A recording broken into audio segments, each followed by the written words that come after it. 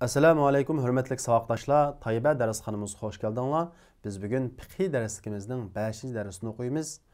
Biz ilgirki soatlik darsimizda nijosatning turlari haqida to'xtalgan edik. Ya'ni nijosatningki ig'ir nijosat va yenik nijosatdan iborat ikkiga ayrilganligi, ig'ir nijosatdan kiyimimizga, badanimizga yoki namoz qo'yadigan o'rnimizga qanchalik miqdorda yo'qib qolsa namoz o'qilib bo'lganligi, qanchalik miqdorda yo'qib qolsa namoz o'qilib bo'lmaydiganligi va yenik nijosatdan qanchalik miqdorda kechirim qilinganligi, qanchalik miqdorda kechirim qilinmaydiganligi bu haqida to'xtalgan edik. Endi biz bugungi darsimizda nijosatni poklash haqida to'xtalamiz.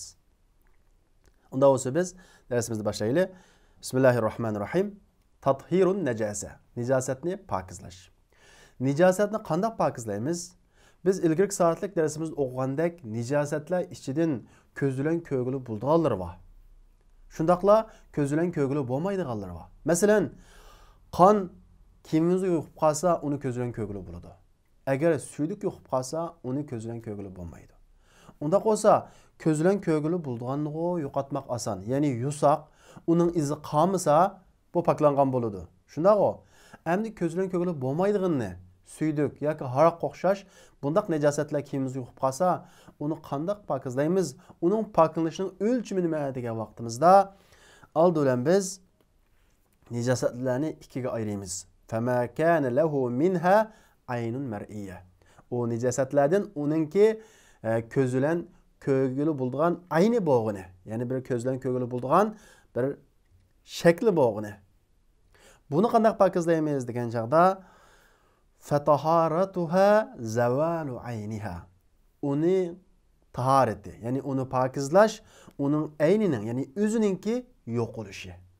Ya'ni ko'zlan ko'gili bo'lgan nijosatni yusoq shu yo'qolsa pokizlangan bo'ladi. Zavalu ayniha degan shu. Ammo yudoq qanchalik yusoqmi, uning azroq izi qoldi.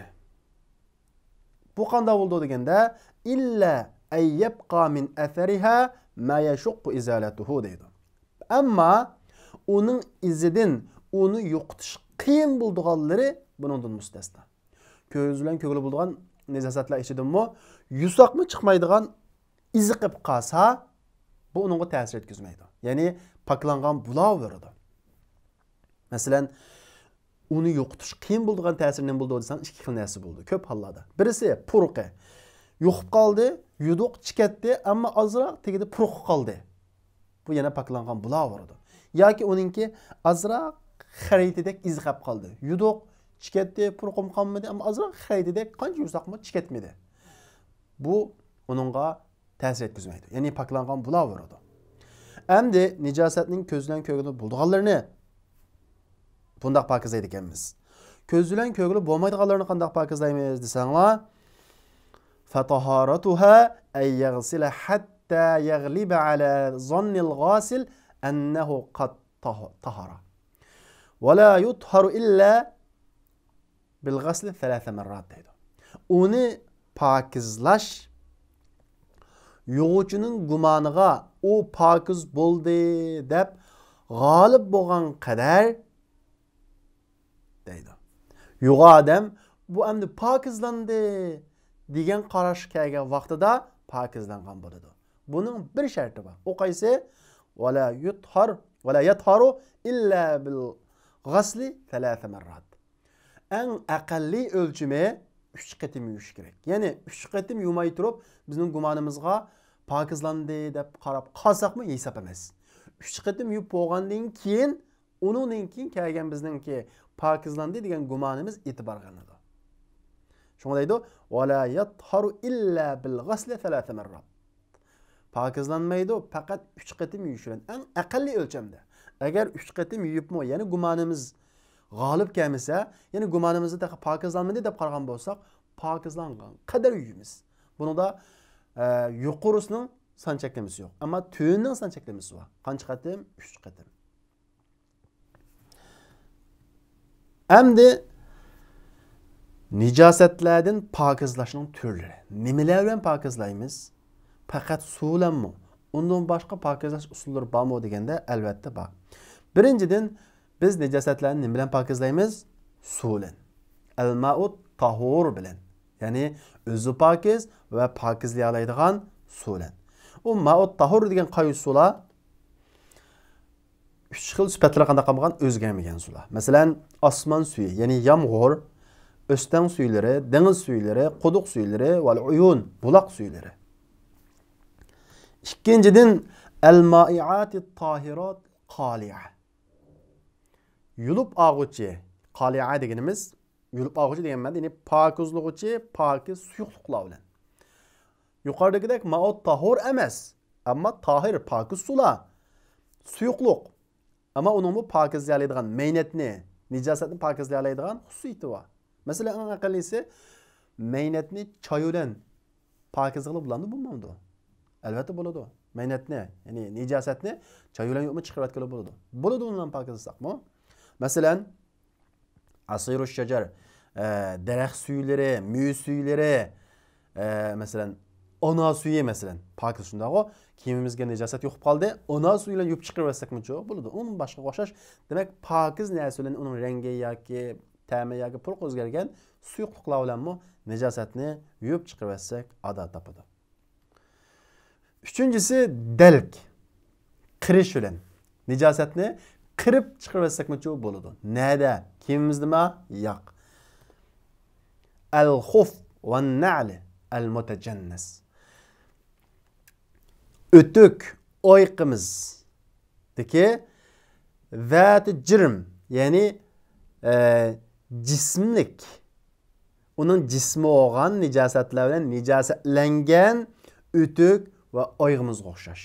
Bundaq narsalardagi nicasatlarni qirish orqali chiqarib olsakchi bo'ladi. Savaun akana jaffatan am ratbatan. Mayli u nicasat qurib qolgan bo'lsin yoki ho'l bo'lsin, uni qirib u yo'qolgan bo'lsa, pok bo'lgan bo'ladi. Oyog'imizdagi va o'tukimizdagi. Bu ikki narsada. Undan keyin aytish bilan, suritish bilanmi-chi najosatni pokizligi bo'ladi. Nadiki, qandoq aytish bilan al-mashu allazi yazulu bihi atharun najasa. Uning bilan najosatning izi yo'qaydigan suritish. Her qanday surtish emas. Nijosatninki izi qana qilsa yo'qsa, aytish bilanmi nijosatni pokizligi bo'ladi. Nadiki nijosatlar bilan shunday aytib pokizligi bo'ladi? An-najasatu allati fis-sayb wal-mar'a waz-zujaj. Aynakdagi, shishidagi, qilishdagi nijosatlarni pok surtib olsak, u pokizlangan bo'ladi. Al-farq. Ulash. Ulash bilan bu najosatni yo'qotib bo'ladi. Qandoq najosatni? Maniyul insan idza asaba ath-thawb wa jaffa. İnsonninki, ya'ni odamning kiyimiga yo'qib qurib qolgan mani. Uni ulab chiqarib olsak, u poklangan bo'ladi. Izi qoldiganmi? Xaritadagi izi qolib qolsa desa, va la yadurru baqa'u atharihi. Uning izining qolib qolishi ta'sir ko'rsatmaydi. Ondan keyin istihale bilan, ya'ni tüptün o'zgarib ketish bilan yoki o'zgartish bilan, mayli o'zgarsin yoki sirtdan boshqa bir vositalar bilan o'zgarsin, tüptün o'zgarish bilan nima bo'ladi? Pokiz bo'ladi. Masalan, qanday desanglar, tahwil aynun najasa bi nafsiha aw bi vasitati. Nijosatning o'zi yoki vosita bilan o'zgarib ketishi. Xuddi kiyikning qinining iparga o'zgarib ketganga o'xshash. Asli kiyikning qini nima? Nijosat. Ammo u iparga qana qildi, o'zgardi. Ya'ni bir narsaningki butunlay yana bir narsaga o'zgarib ketishi. Buning yana bir misoli, bir eshak tuzli taqqa kelib, tuz chiqadigan bir taqqa kelib ulab qoldi. Shu eshakning topi shu yerda necha yil turish orqali tuzga aylanib ketgan bo'lsa, u nijosat bo'lmaydi. U nijosat bo'lmaydi. Mushunga qiyos qilib olimlar haromdan yasalgan ba'zi ximiyelik o'zgargan dorilarni nijosat emas deydi. Chunki u tüptün qanday qilib ketdi, ximiyelik jihatda o'zgarib ketdi deydi. Unda bo'lsa vaqtdoshlar, bizning bugungi darsimiz mush yerda oxirlashdi. Oxirida ko'nikma berilgan, buni sizlar ishlaysizlar. Uzkur kayfiyata izalatin najasatil atiya.